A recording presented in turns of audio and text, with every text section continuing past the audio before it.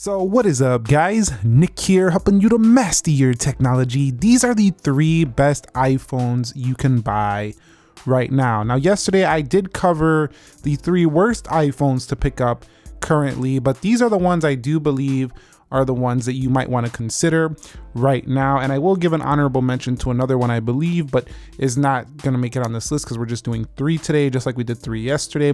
Let's begin by talking about the iPhone 11. Now, I did a should you buy on this phone earlier this year already, but the reason why I still think this is worth it is because the battery and the cameras are really good still. So the cameras on here for the iPhone 11 brought 4K 60. They brought similar cameras to the iPhone 11 Pro and the iPhone 11 Pro Max. So it gave it this longevity factor that, was unmatched, by some other competitors out there even. So definitely I really enjoy this, as long as the software continues to be updated, which it should be for quite some time. It has an Apple A13, 4 gigabytes of RAM, still a 60 hertz display, just like an iPhone 13.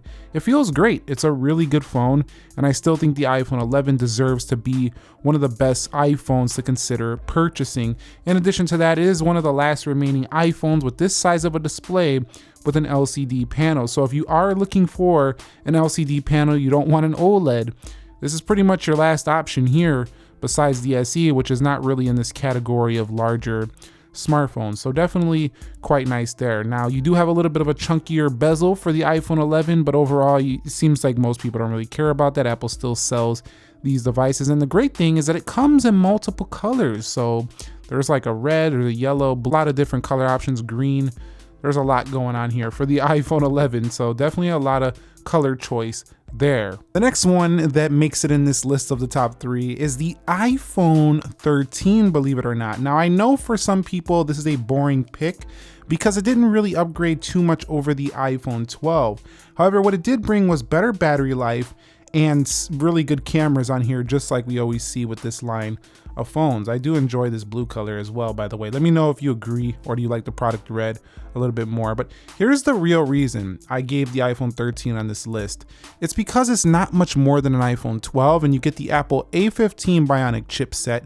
You do get a brighter OLED display. This is 800 nits, which is similar to a Pro iPhone, whereas the iPhone 12 is going to give you 625 nits. So brighter display, a reduced notch, and it's not much more than the iPhone 12. So it's kind of hard to justify the iPhone 12 when the iPhone 13 exists, even though this wasn't a major upgrade. The iPhone 13 Pro has the ProMotion, feels more of an upgrade than the iPhone 13, and you still get 60 hertz here. So when you are scrolling through the Apple iPhone 13, it's gonna feel kind of similar to even the iPhone 11 and the 12.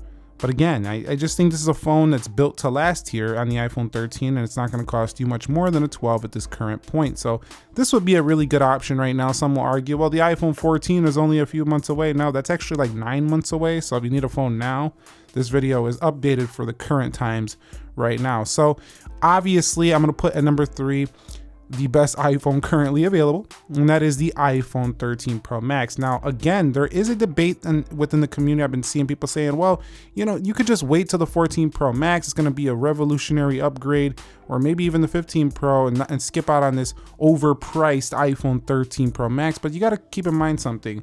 If somebody's looking for a phone right now, this is the best iPhone option they can get. This battery is ridiculous. It lasts pretty much all day into the second day for a lot of users.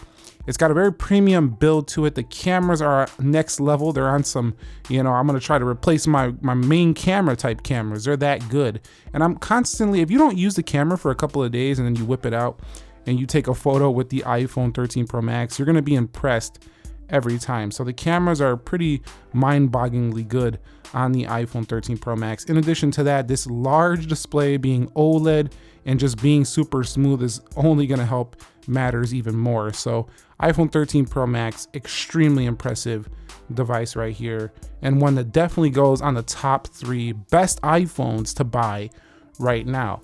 Now, I'm going to give an honorable mention to another iPhone here if you're going to look for something secondhand. Some people are going to disagree with me on here, but here it is. It's the iPhone 12 Pro Max. And why do I put it here? Well, because the iPhone 12 Pro Max is in the used market space not much more than the iPhone 13. And because of that reason, you're gonna get almost what this phone offers in the iPhone 12 Pro Max versus the iPhone 13 at a similar price if you know where to look for it. I've seen them on eBay around the price of the iPhone 13. Plus, you'll get that additional triple camera. You'll still get 4K 60 and you'll get the more premium Pro body. So I think picking up a secondhand 12 Pro Max is probably not a bad idea right now. It's still a very good phone. Now, if you're wondering why is the 13 Pro not on the list? Why is not, the mini on the list? And that's because I just don't think those phones have the same level of value, and I'll explain why. The iPhone 13 mini is probably on its way out here soon, next year or whatever. And, running all the applications day to day for the majority of users, yes, there's a niche amount of people that do enjoy the one-handed feel, but I think for the general overall market, a lot of people aren't really digging tiny phones anymore. We do a lot on our phones. We want larger phones. You see it across the industry. And the iPhone 13 Pro for me didn't make this list because this phone is a high price. So why not just pay a little bit more and get the iPhone 13 Pro Max, get the better battery life, the bigger screen to enjoy more content. Now I know some people are like the iPhone 13 Pro is the sweet spot, but I just think at its price point, you're just getting more for just a little bit more on the 13 Pro Max. So it's kind of one of those phones I would wait till it comes down a little bit. Overall, it's really tough to kind of make these type of videos because so many iPhones are so good today, but these are the three top recommended. These are the top three right now. The iPhone 11 is arguable, it's getting old and up there, but this is kind of for that user who just wants to save the most money and wants the best value. I still think it's good even with its 4G LTE. Over here you can see we have two 5G phones. If you want to save some money and still get a 5G phone, you could look at the iPhone 12 secondhand. It probably won't be too much more than the 11, but these are phones you can pick up at Apple stores today. If you guys found this video helpful, entertaining, informing, do me a favor, click the like button for me. Do you agree with my list here, or do you think I'm just totally off? I want to hear what you guys got to say, what you think are the best iPhones to pick up. Leave them in the comments. Give me like 3. Go ahead and drop them in the comments. I'll catch you on the next one. Nick here. Be sure to be well, and peace.